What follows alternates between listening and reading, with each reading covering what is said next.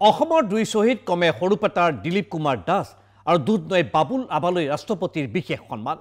অসমৰ দুই শ্বহীদক মৰণোত্তৰভাৱে কীৰ্তি চক্ৰৰে সন্মানিত কৰিলে ৰাষ্ট্ৰপতি দ্ৰৌপদী মুৰ্মুৱে। CRPF 210 নং বেটেলিয়নৰ ইন্সপেক্টৰ প্ৰয়াত দিলীপ কুমাৰ দাসৰ হৈ পত্নী প্ৰাঞ্জলি দাসে গ্ৰহণ কৰিলে ৰাষ্ট্ৰপতিৰ সন্মান। ট্ৰপা বেটেলিয়নৰ জোৱান প্ৰয়াত বাবুল ৰাভাৰ হৈ ৰাষ্ট্ৰপতিৰ সন্মান গ্ৰহণ কৰিলে পত্নী গীতিকা ৰাভাই।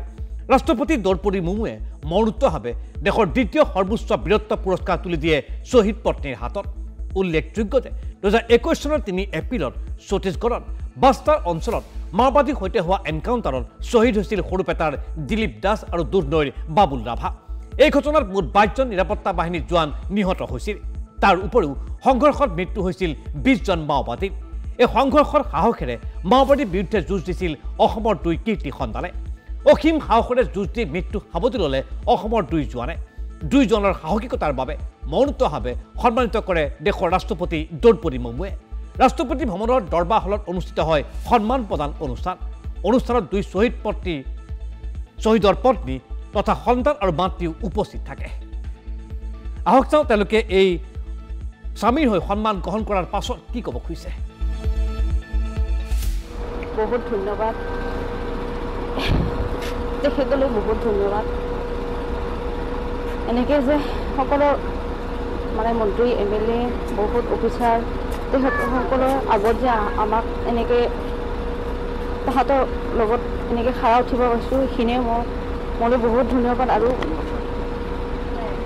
তেখেতলৈ য'তে আছে সি সুখত থাকক, আৰু যি হওক ভালে কৰিছে, সি দেশৰ বাবেও কৰিছে, আমাৰ বাবেও কৰিছে। যিহে এনেকৈয়ে আমি আগবাঢ়ি যাব লাগিব। যি হওক মোৰ ছোৱালীজনী আছে, ছোৱালীজনীৰ আশা লৈ এনেকৈ মই জীৱনটো আগবাঢ়ি যাব লাগিব। সেয়ে আশীৰ্বাদ কৰোঁ মোৰ ছোৱালীলৈ, যাতে সি আৰু ভৱিষ্যতলৈ কিবা এটা কৰিব পাৰে, সেইখিনিয়ে। 2021 3 এপ্ৰিলত ছত্তীশগড় বিজাপুৰ জিলাত দেশৰ বাবে প্ৰাণ আহুতি দিয়া তেখেতৰ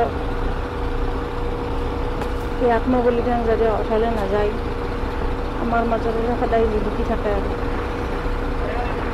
আজি